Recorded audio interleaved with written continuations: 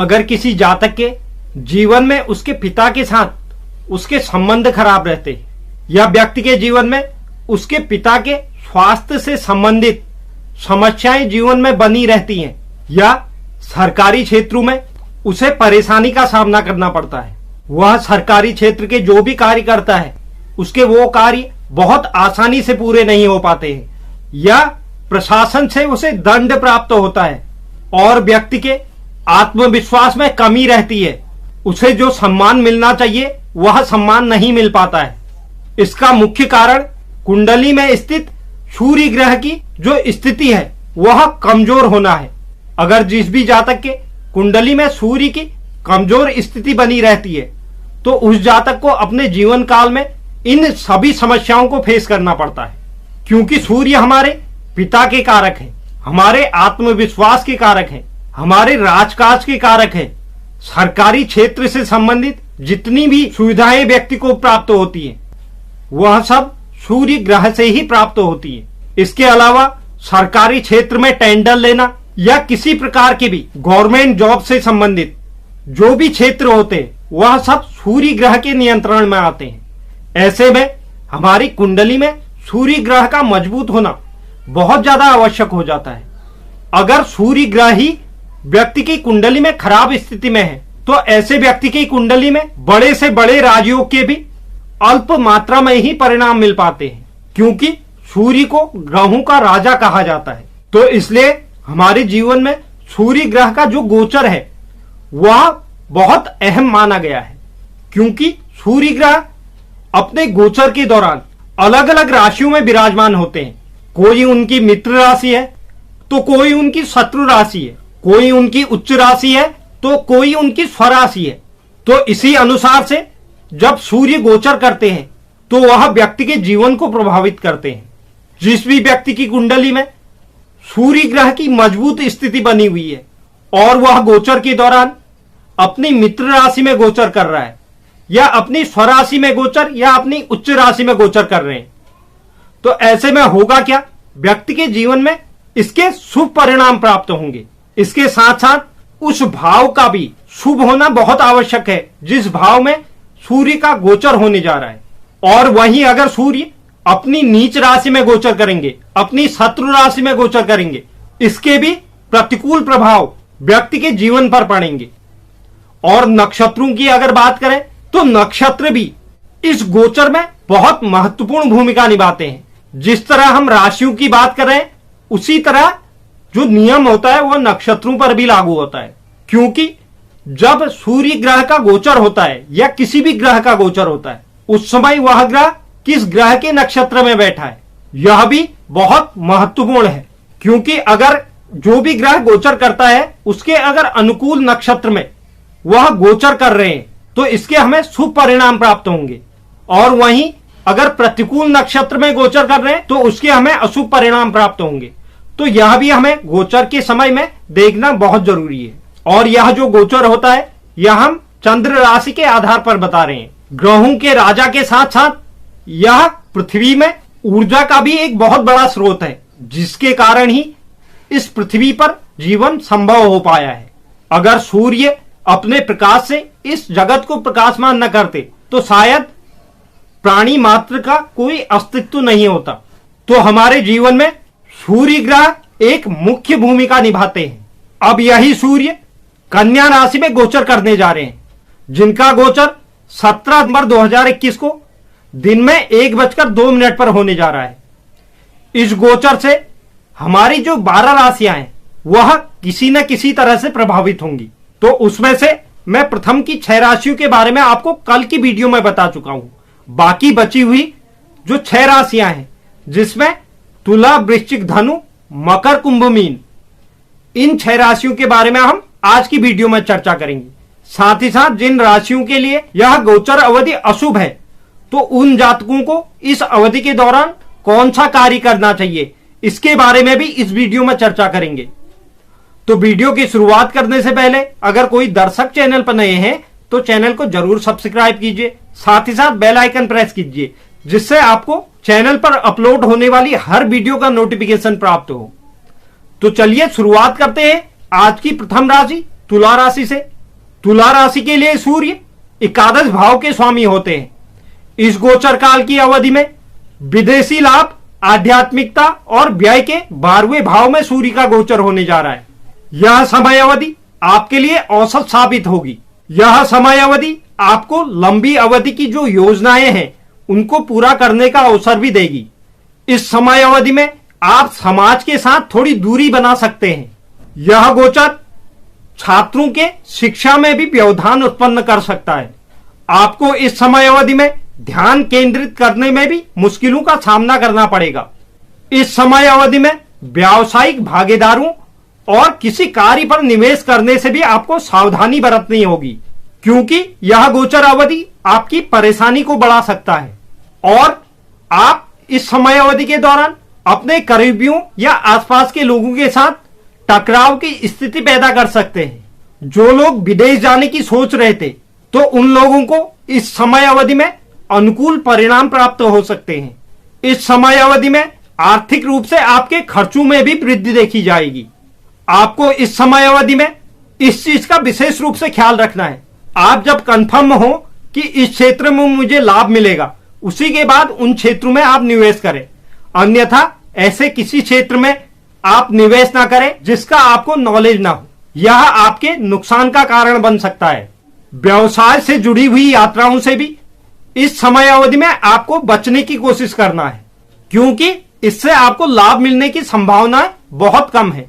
रिश्तों के लिहाज से भी इस समय अवधि में आपके जीवन में संतुलन बनाए रखना बहुत कठिन साबित होगा।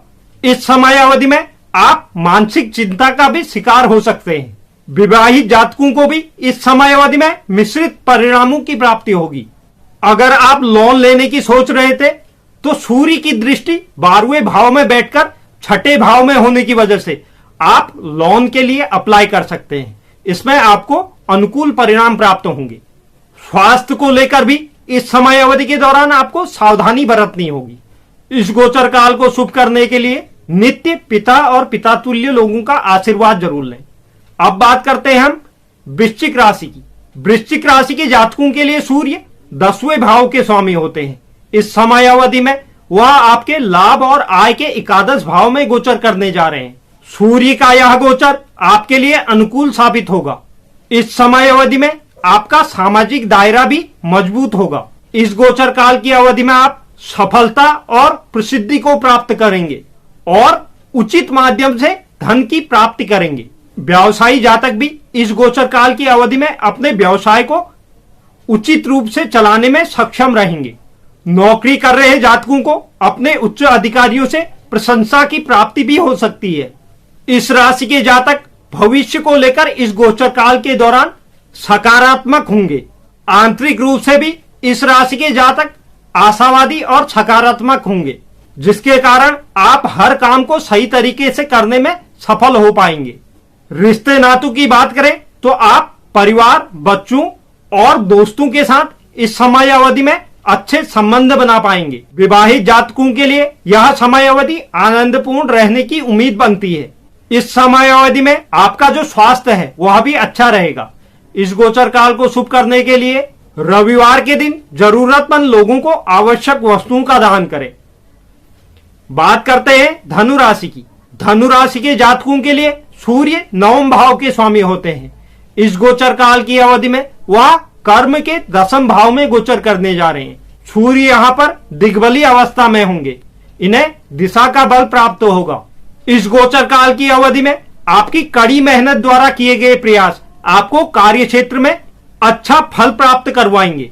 आपको नौकरी क्षेत्र में विकास और प्रगति मिलने की भी संभावना बनती दिखाई दे रही है और साथ ही साथ पदोन्नति की योग भी बनते हैं। इस समय अवधि के दौरान आपको किसी निवेश से भी अच्छा लाभ प्राप्त हो सकता है और आपके खर्चे भी इस समय अवधि के दौरान नियंत्रण में रहेंगे। पारिवारिक जीवन में नजर डालें तो इस समय अवधि में आप अपने परिवारजनों के साथ गुणवत्तापूर्ण समय बिता पाएंगे। आप इस समय अवधि में अपने आप को नई ऊर्जा से प्रेरित महसूस करेंगे और अपने कौशल को बढ़ाने के लिए नई चीजें सीखने और जानने की भी कोशिश करेंगे। इससे आपको निकट भविष्य में मदद प्राप्त होगी। स्वास्थ्य जीवन की बात करें तो अगर आप लंबे समय से किसी बीमारी से जूझ रहे थे तो इस समय अवधि में उस बीमारी से आपको निजात मिल सकती है। और बाकी जातकों के लिए स्वास्थ्य के लिहाज से यह गोचर अच्छा साबित होगा। इस गोचर काल को शुभ करने के लिए रविवार के दिन गुड़ का दान करें। बात करते हैं मकर राशि की। मकर राशि के लिए सूर्य 8वें भाव के स्वामी होते हैं। इस गोचर काल की अवधि में भाग्य, धर्म और आध्यात्मिकता के 9वें भाव में सूर्य का गोचर होने जा रहा है। इस अवधि के दौरान आपको सावधान होने की जरूरत होगी, क्योंकि किसी विश्वासपात्र व्यक्ति से आपको इस समय अवधि में धोखा मिल सकता है। इसलिए आपको सतर्क होने की आवश्यकता है, क्योंकि जो धोखाधड़ी की संभावना है वह इस समय अवधि में आपके साथ बहुत ज्यादा है। इस समय अवधि में अपने करियर से जुड़े किसी रहस्य को किसी के साथ साझा न करें, क्योंकि आपके खिलाफ इस जानकारी का गलत उपयोग हो सकता है। अगर आप व्यवसाय या नौकरी बदलने की योजना बना रहे हैं तो आपको यह अपना विचार अभी कुछ समय के लिए स्थगित करना चाहिए, क्योंकि इस समय अवधि के दौरान यह आपके लिए समस्या पैदा कर सकता है। आर्थिक रूप से इस समय अवधि में जो वित्तीय स्थितियां हैं वह औसत साबित होंगी। इस समय अवधि में आप अपनी सीमित आय के कारण निराश हो सकते हैं। इस समय अवधि में इस राशि के जातक सट्टेबाजी और अटकलबाजी लगाने से भी बचना होगा, क्योंकि इससे आपको नुकसान होने की संभावना बनती है। विवाहित जीवन में मानसिक शांति का अभाव दिखाई देगा। इस गोचर काल के दौरान आपको विदेश यात्रा का मौका भी मिल सकता है। स्वास्थ्य की अगर बात करें तो स्वास्थ्य के लिहाज से इस समय अवधि में आपको अपने स्वास्थ्य के प्रति गंभीर होने की आवश्यकता होगी। कोई भी लापरवाही अपने स्वास्थ्य के प्रति ना करें, इसके आपको बुरे परिणाम प्राप्त हो सकते हैं। इस गोचर काल को शुभ करने के लिए प्रतिदिन सूर्य भगवान को अर्घ्य दें। बात करते हैं कुंभ राशि की। कुंभ राशि के लिए सूर्य 7वें भाव के स्वामी होते हैं। अचानक लाभ, अचानक हानि और मृत्यु के 8वें भाव में सूर्य का गोचर होने जा रहा है। इस गोचर काल की अवधि में व्यक्तिगत जीवन में आपको कई चुनौतियों का सामना करना पड़ेगा।